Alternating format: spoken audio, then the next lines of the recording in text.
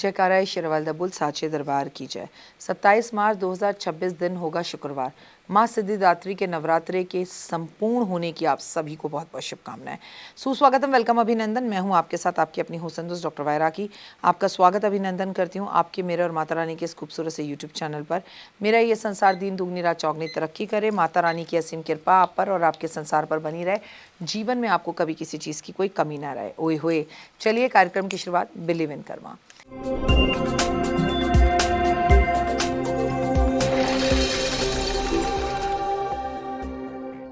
पता भी नहीं चला, लेकिन हम शुक्रवार पहुंच गए माँ सिद्धिदात्री की पूजा के दिन। नवरात्रि के 9वें दिन समर्पित है माँ सिद्धिदात्री को। माँ सिद्धिदात्री को कैसे खुश करें, कैसे पूजा करें, माँ को क्या पसंद है, क्या भोग लगाएं, सब कुछ आज आपको अपनी इस वीडियो में बताने जा रही हूँ। तो सबसे पहले माँ के इस पूजा, इस नवरात्रि के महत्व को जान लेते हैं। इस दिन माँ भगवती के 9वें स्वरूप सिद्धिदात्री की पूजा की जाती है। अगर आप नवरात्रि माँ दुर्गा की पूजा या व्रत ना कर पाएँ तो इस दिन आपको शक्ति की आराधना ज़रूर करनी चाहिए, माँ का आशीर्वाद प्राप्त करना चाहिए। सबसे पहले अपनी सासू माँ और अपनी माँ का आशीर्वाद लेना चाहिए। हिंदू मान्यता के अनुसार माँ सिद्धिदात्री की पूजा कष्ट और बाधाओं को दूर करती है, सभी प्रकार की सिद्धियों को देने वाली होती है। नवरात्रि के जो तारीख है उसमें 27 मार्च 2026 को शुक्रवार वाले दिन सिद्धिदात्री आपको सभी सिद्धियां देंगी और इन सिद्धियों को आपको हम सबको लेना है।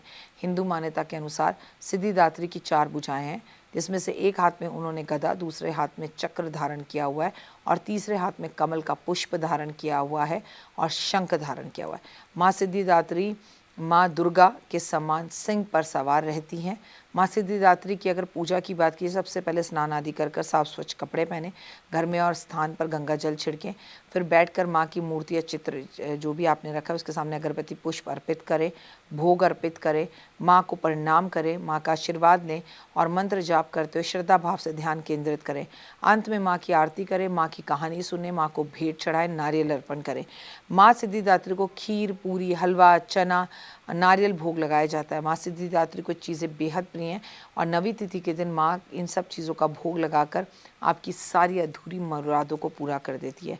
ईख यानी कि गन्ने का रस देवी को चढ़ाया जाता है, जो उन्हें बेहद पसंद है। अगर आपको गन्ने का रस ना मिले तो गन्ने की ईख ही गन्ना ही अर्पण कर दीजिए। नवरात्र के 9 दिन विधि विधान पूजा करते हैं। नवरात्र के 9 दिन कन्या पूजन किया जाता है। 9 कन्याओं को और एक जो है लंगूर यानी हनुमान जी को और एक भैरव बाबा को बिठाना चाहिए।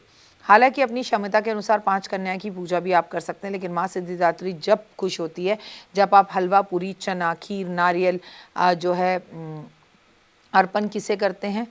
9 कन्याओं को, एक हनुमान जी को और एक सिद्धिदात्री को। आज के दिन लोगों बैंगनी रंग के कपड़े पहनते हैं, जो माँ को बेहद पसंद है। सिद्धिदात्री माँ की आरती करना, आरती में शंख बजाना बहुत अच्छा होता है। मैं आपको बता दूं, धन की बारिश अगर आप चाहते हैं तो नवरात्रि की रात को माँ दुर्गा के सामने शुद्ध घी का दीपक 4 मुखी जलाएं, फिर उस जलते हुए दिए में 4 लौंग डालें और घर के अंदर आ रही धन की समस्याओं को दूर करने के लिए माँ से प्रार्थना करें। नवरात्रि को रात में गुलाब और चंदन का इत्र मिलाकर माँ को अर्पण करने से जीवन में आर्थिक दिक्कतें दूर होती हैं और फिर वो इत्र अपने पूरे घर और व्यापार क्षेत्र में ज़रूर छिड़कें। नवरात्रि की रात को माँ को पान के पत्ते पर का भोग ज़रूर लगाना चाहिए। पान के पत्ते पर आप जो है थोड़ी सी लौंग इलायची रखकर भी भोग लगा सकते हैं और पूरा प्रॉपर पान का बीड़ा बनाकर भी माँ को भोग लगा सकते हैं। नवरात्रि की रात में केसर की खीर मिश्री मिला के भोग लगाए, पूरा परिवार मिलकर खाए। आखिरी रात में पीले कपड़े में सिंदूर सुपारी रख कर और उसके ऊपर 11 रुपये रख कर अपने रोग दोष और कष्टों को दूर करने के लिए माँ के मंदिर में अर्पण कर कर ज़रूर आएँ। आपको नवरात्रि के चैत्र नवरात्रि के आखिरी दिन माँ को खुश करने के लिए आपको शम्मी के पेड़ की पूजा ज़रूर करनी चाहिए। आप इस दिन केवल सिद्धिदात्री का दिन नहीं है, इस दिन रामनवमी भी है और इसके साथ साथ आपको जिस चीज़ की पूजा करनी चाहिए वो बेहद खास है और वो है महालक्ष्मी की पूजा। महालक्ष्मी को और भगवान विष्णु को केले के जो है केले का भोग लगाएं और जितना हो सके उतना ज़्यादा आप गुलाब के पुष्प उन्हें अर्पण ज़रूर करें। पूरे घर में गुलाब का पोछा, इत्र का पोछा ज़रूर लगाएं।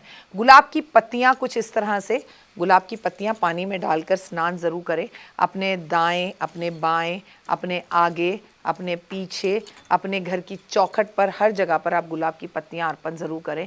इससे आपको काफ़ी फ़ायदा होगा और जीवन में खुशहाली और बहार आएगी। याद रखिए, ये गुलाब की पत्तियां माँ को बेहद ज़्यादा पसंद है। श्री रामचंद्र भगवान जी का जन्मदिन भी है, तो आपको उसकी भी बहुत बहुत शुभकामनाएं। भंडारे करें, भंडारे कर रहे हैं, बहुत कुछ नहीं दे सकते तो कम से कम नमक की एक थैली का दाना ज़रूर कर आएँ।